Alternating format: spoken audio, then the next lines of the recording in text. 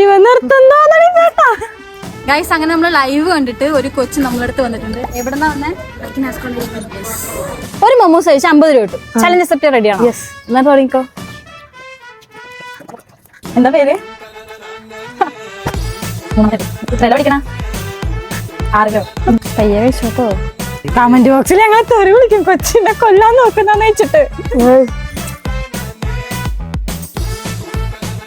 Brother വീട്ടിലേക്ക് വിളിച്ചിട്ട് ഉമ്മ ഇന്നൊന്നും വാങ്ങണ്ട, കറിക്കുള്ള പൈസ ഞങ്ങൾ കൊണ്ടുതന്നെയുണ്ട്. ഇവൻ പുലിയാണ് കേട്ടാ.